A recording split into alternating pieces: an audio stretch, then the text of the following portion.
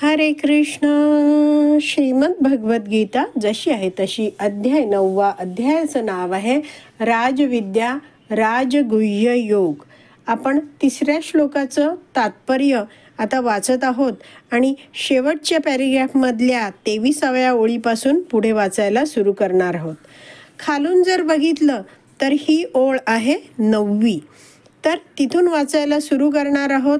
त्याआधी श्रील प्रभुपादांना प्रार्थना करूया. हे श्रील प्रभुपाद, आम्ही भगवद्गीता हा ग्रंथ वाचून समजून घेण्याचा प्रयत्न करीत आहोत. त्यासाठी आम्हाला आशीर्वाद द्या. धन्यवाद प्रभुपाद. परंतु जेव्हा कर्मयोग किंवा ज्ञानयोगाचा संसर्ग नष्ट होतो तेव्हा ते म्हणजे तृतीय श्रेणीतील लोक आहेत ते द्वितीय श्रेणीतील किंवा प्रथम श्रेणीतील कृष्ण भावनाभावित मनुष्य होतात. तर असे हे जे तृतीय श्रेणीतला व्यक्ती एखादा आहे त्याला जर भक्तांचा संग मिळाला आणि भक्तांच्या संघात त्यांनी दृढपणे वैदिक शास्त्राचं श्रवणम करायला सुरुवात केली, भगवंतांची भक्तिमय सेवा आता तो नियमितपणे भक्त संघात करतो आहे, तर त्याची वैदिक शास्त्रावरची श्रद्धा हळूहळू वाढायला लागते. भक्तिमय जीवनामध्ये त्याला वेगवेगळे अनुभव यायला लागतात आणि तो भगवंतांच्या श्रवण कीर्तनामध्ये आणखीन रस घ्यायला लागतो. अशा प्रकारे त्याची भक्तीत प्रगती व्हायला लागते. तो हळूहळू द्वितीय श्रेणीतला बनतो. पुढे आणखीन उत्साहाने तो निष्कपट भावनेमध्ये भक्ती करतो. अहैतुकी अप्रतिहता, अहैतुकी म्हणजे कोणताच भौतिक हेतू न ठेवता, अप्रतिहता म्हणजे अखंड भगवंतांना संतुष्ट करण्यासाठी तो जीवनातलं प्रत्येक कार्य करायला लागतो. श्रवणम कीर्तनम यामध्ये त्याला अवीट गोडी वाटायला लागते. तर अशा प्रकारे भगवंतांवर, या भक्ती मार्गावर, या वैदिक शास्त्रावर दृढ श्रद्धा असलेला व्यक्ती आहे तो प्रथम श्रेणीतला असतो. आणि असा हा व्यक्ती तृतीय श्रेणीतून पुढे भक्तांच्या संघात मार्गदर्शनात प्रगती करत करत द्वितीय श्रेणीतला बनतो आणि आणखीन भक्तीत दृढ झाला तर प्रगती होऊन तो प्रथम श्रेणी सुद्धा प्राप्त करू शकतो. श्रीकृष्णांवरील श्रद्धेच्याही 3 श्रेणी आहेत आणि त्यांचे वर्णन श्रीमद भागवतात करण्यात आले आहे. तर श्रीमद भागवतम आहे ग्रंथ, त्याच्यामध्ये 11व्या स्कंद आहे, त्याच्यामध्ये हे सगळं वर्णन आहे. श्रीमद भागवतातील 11व्या स्कंदामध्ये प्रथम, द्वितीय आणि तृतीय श्रेणींच्या आसक्तींचे वर्णन करण्यात आले आहे.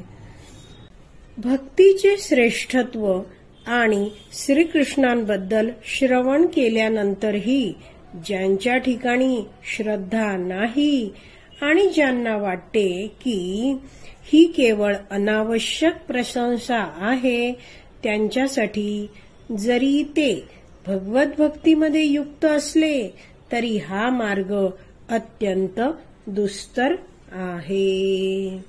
तर असे हे लोक आहेत, त्यांच्यामध्ये काय आहे, भगवंतांविषयी श्रद्धा नाहीये, भक्तीचं श्रेष्ठत्व त्यांना माहिती नाहीये आणि भक्तीचं श्रेष्ठत्वाबद्दल त्यांनी ऐकलं आहे, भगवंतांबद्दल श्रवण केलं आहे, तरी त्यांच्या मनात काही त्याविषयी श्रद्धा नाही. त्यांना वाटतं उगीच हे एवढं सारं वाढवून सांगताहेत, अतिशयोक्ती करताहेत, अनावश्यक प्रशंसा करताहेत. तर असे लोक जरी आपल्याला जप करताना दिसले, भगवत भक्तीमध्ये युक्त असले, तरीही ते काय आहेत, त्यांच्यासाठी हा मार्ग, हा रस्ता जो आहे तो अतिशय कठीण आहे. जसं एखाद्या ठिकाणी जायचं आहे, नवीनच पहिल्यांदाच तिथे जाणार आहे आणि ड्रायव्हर गाडीत बसला आहे पण त्याला रस्ता माहिती नाहीये आणि आपण आता हा ज्या निवडलेला रस्ता आहे त्या रस्त्यावरून आपण नक्की ठरलेल्या ठिकाणी जाणार की नाही ह्याची शंका असलेला ड्रायव्हर कसा विचार करत इकडे इथून जाऊ का तिथून जाऊ अशा विचारात असतो. आणि असा ड्रायव्हर आहे तो पकडलेला जो मार्ग आहे, ज्या रस्त्याने चाललाय त्याबद्दल साशंक असतो. तसेच हे लोक असतात ज्यांची भगवत भक्तीमध्ये पूर्ण श्रद्धा नाहीये, भगवंतांवर श्रद्धा नाहीये, भक्ती मार्गावर श्रद्धा नाहीये, ते भगवत भक्ती करताना जरी दिसले तरी काय आहे, ते त्यांच्यासाठी हा भक्ती मार्ग आहे तो अतिशय कठीण असतो. का? कारण कसे असतात, हे साशंक असतात, शंका घेत असतात. त्यांना वाटतं की भक्तीमधलं जे हरिनाम, एक हरिनाम इतके सगळं कार्य करू शकतो वगैरे, हे सगळं जे वर्णन आहे वैदिक शास्त्रातलं, ती काय आहे, अनावश्यक प्रशंसा आहे. पुढे वाचते आहे, अशा लोकांना संसिद्धी प्राप्त करण्याची अत्यंत अल्प आशा आहे. तर श्रील प्रभुपाद सांगतात की असे जे साशंक लोक आहेत, श्रद्धा नाहीये, तर असे लोक जीवनाची संसिद्धी, कृष्ण प्रेम प्राप्त करणं याबद्दल त्यांना अतिशय अल्प अशी आशा आहे. म्हणजे असे संशयी लोक भगवंतांची प्रेम भक्ती प्राप्त करू शकत नाहीत. म्हणूनच भक्तियोगाचे आचरण करण्यात श्रद्धेला अपार महत्व आहे. तर जो कायम विचलित आहे तो कसा आहे, लक्षपूर्वक भगवंतांची भक्तिमय सेवा करूच शकत नाही.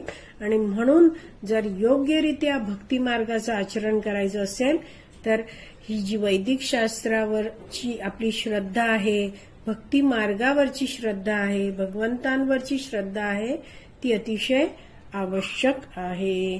अशा श्रद्धेला अपार प्रचंड महत्व आहे.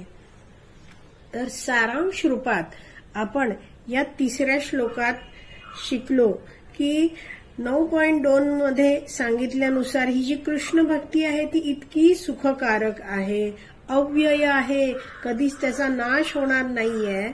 तर मग असा प्रश्न येईल की अशी सुखकारक कृष्ण भक्ती कुणीही करेल आणि मग सगळेच मुक्त होतील, असं जर विचारलं तर भगवंत म्हणतायत नाही, असं होत नाहीये.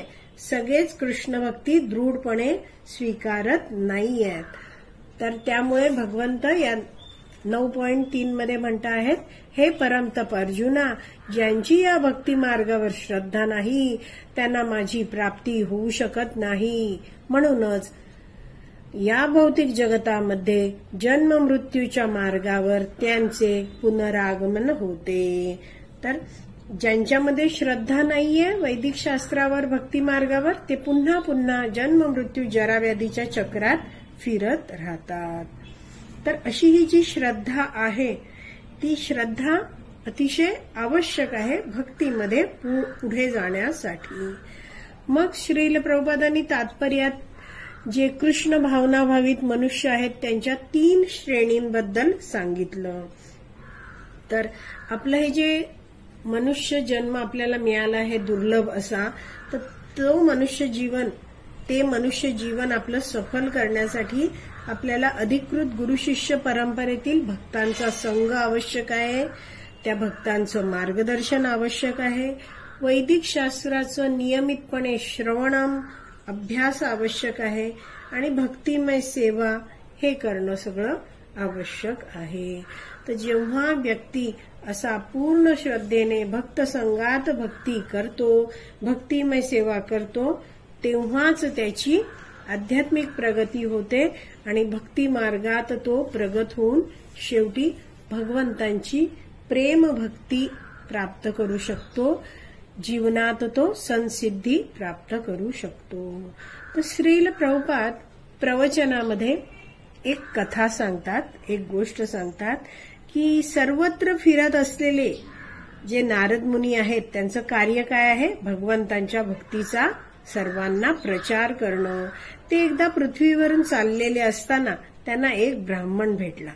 तो ब्राह्मण रोज वैदिक शास्त्राचं वाचन करायचा, रोज दिवसातून 3दा स्नान सुद्धा करायचा आणि आपली सगळी कार्य अगदी व्यवस्थित करायचा.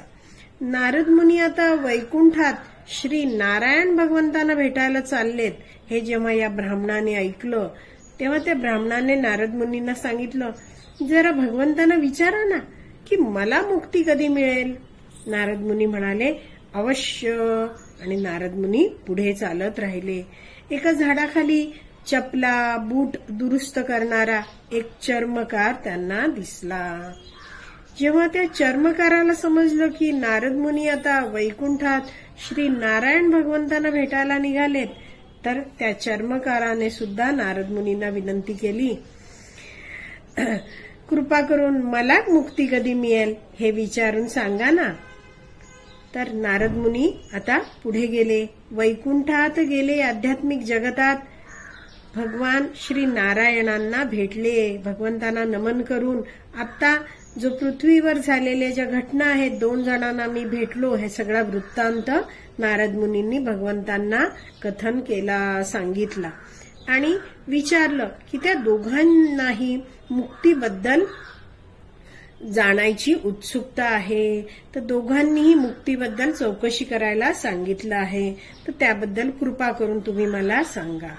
तर नारद मुनींना उत्तर देताना भगवान श्री नारायण म्हणाले, तो जो चर्मकार आहे तो या जन्मानंतरच येथे वैकुंठात येईल आणि तो जो ब्राह्मण आहे त्याला मात्र मुक्तीसाठी अनेक जन्म थांबावे लागेल. नारद मुनींनी हे उत्तर ऐकलं आणि त्यांना खूप आश्चर्य वाटलं.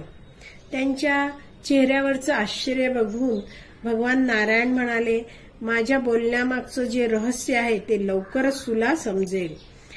तू जेव्हा आता पृथ्वीवर जाशील आणि त्या दोघांनाही भेटशील, तेव्हा ते विचारतील की भगवंत वैकुंठात काय करत होते, तर तू सांग की भगवंत एका सुईच्या छोट्याशा भोकातून एक हत्ती खेचून काढत होते. जसं आपण दोरा ओवतो, एका बाजूनी दोरा घालतो, दुसऱ्या बाजूनी काढतो, तशा त्या सुईच्या भोकातनं भगवंत एक मोठा हत्ती घुसवत होते आणि दुसऱ्या बाजूनी त्याला खेचून काढत होते.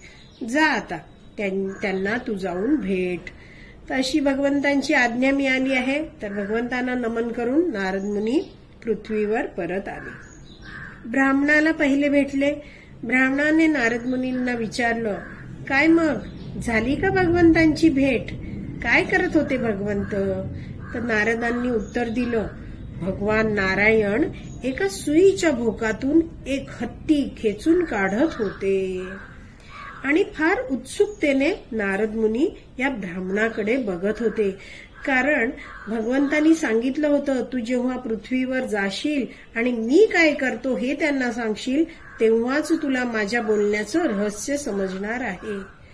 उत्सुकतेने नारद मुनी उत्तर ऐकायला कान देऊन उभे होते. तेव्हा तो ब्राह्मण म्हणाला, काय सुईच्या भोकातून हत्ती खेचून काढत होते, म्हणून माझा या सगळ्या वैदिक शास्त्रातील गोष्टींवर आहे ना विश्वास नाही. हे जे तुम्ही साधू लोक भगवे वस्त्र घालता ना, त्याला मी मान देतो, पण हे जे तुम्ही काही कथन करता आहात ना की भगवंत असं करत होते, यावर काय माझा विश्वास नाही. तुम्ही जे काही बोलतायत ना ते केवळ अशक्य गोष्ट आहे. तेव्हा नारद मुनींच्या लक्षात आलं की हा ब्राह्मण आहे, तो जरी रोज वैदिक शास्त्र वाचतो आहे, 3 दिवसातून स्नान संध्या पण करतो आहे, मात्र वैदिक शास्त्रावर आणि भगवंतांवर सुद्धा ह्याचा विश्वास नाहीये, श्रद्धा नाहीये. आणि त्यामुळेच भगवंतांनी ह्याच्याबद्दल सांगितलंय की हा ब्राह्मण आहे, त्याला मुक्तीसाठी अनेक अनेक जन्म थांबावे लागेल. तर तिथून आता पुढे नारद मुनी निघाले. तो जो चर्मकार एका झाडाखाली बसलेला होता तिथे निघाले. चर्मकाराकडे बघितलं तर चर्मकार भगवंतांचं नाम गुणगुणत जोडे शिवत बसला होता आणि तशीच प्रश्न उत्तर झाली. म्हणजे चर्मकाराने जेव्हा नारद मुनींना येताना पाहिलं, त्यांनी नमन केलं आणि नारद मुनींना विचारलं, भगवंत भेटले का, काय करत होते भगवंत. तेव्हा नारद मुनींनी उत्तर दिलं की भगवान श्री नारायण एका सुईच्या भोकातून एक हत्ती खेचून काढत होते. असं उत्तर ऐकल्याबरोबर तो चर्मकार आहे त्याच्या डोळ्यातून अश्रू यायला लागले. तो म्हणाला, हा माझे भगवंत अगदी अद्भुत आहेत, ते कोणतंही कार्य सहज करू शकतात, भगवंतांची लीला महान आहे. नारद मुनी चकित झाले आणि ते म्हणाले, तुझा विश्वास बसला की भगवान श्री नारायण एका सुईच्या भोकातून एका हत्तीला काढू शकतात? हे तू म्हणजे ह्याच्यावर तुझा विश्वास आहे? तर चर्मकार म्हटला, हो, मी यावर का बरं विश्वास ठेवणार नाही? तर नारद मुनींनी विचारलं, भगवंत असं कसं करू शकतात? ह्याच्यावर विश्वास ठेवण्याचं कारण काय आहे? कशामुळे तुझा या माझ्या बोलण्यावर विश्वास बसला आहे? तर तो चर्मकार म्हटला, कारण सांगू तुम्हाला? अहो, मी या वडाच्या झाडाखाली रोज बसतो. झाडाची जी अनेक सारी छोटी छोटी फळं आहेत ती अनेकदा खाली पडत असतात आणि ही फळं जर उघडून बघितली तर त्यात असंख्य छोट्या छोट्या छोट्या अशा हजारो हजारो बिया असतात आणि त्या प्रत्येक छोट्याशा बी पासून भला मोठा वृक्ष बनू शकतो. जसा वृक्ष हा माझ्या डोक्यावर आहे इथे, असा भला मोठा वृक्ष त्या छोट्याशा बियाने एका बी पासून बनू शकतो. तर या छोट्याशा बी पासून भगवंत मोठा वृक्ष बनवू शकतात. तेच भगवंत सुईच्या भोकातून एका हत्तीला काढण्याचा प्रयत्न करत होते असं तुम्ही म्हणता. तर ते का बरं त्या भोकातनं हत्तीला बाहेर काढू शकत नाहीत? ह्याच्यावर विश्वास न ठेवण्यासारखं काहीच नाहीये. भगवंत काहीही करू शकतात. भगवंत या वडाच्या झाडाच्या छोट्याशा फळात अनेक बिया ठेवू शकतात आणि मग प्रत्येक छोट्याशा बी पासून मोठा वृक्ष पण बनवू शकतात. असे भगवंत काहीही करू शकतात. भगवंतांसाठी कोणतंच कार्य अशक्य नाही. तर चर्मकाराचं हे जे उत्तर आहे ते जेव्हा नारद मुनींनी ऐकलं तेव्हा त्यांना समजलं की भगवंत म्हणालेत की या चर्मकाराला या जन्मात मुक्ती मिळणार आहे ते यामुळेच, कारण त्याचा भगवंतांवर पूर्ण विश्वास आहे. आणि हा जो ब्राह्मण होता तो जरी वैदिक शास्त्राचं ग्रंथाचं वाचन करत होता, कर्मकांडात मग्न होता, मात्र त्याची वैदिक शास्त्रावर श्रद्धा नव्हती. भगवंत अशी काही अद्भुत कार्य करू शकतील यावर त्याची श्रद्धा नव्हती आणि म्हणून भगवंत नारायण म्हणाले होते की त्या ब्राह्मणाला मुक्ती मिळायला अनेक जन्म घ्यावे लागतील.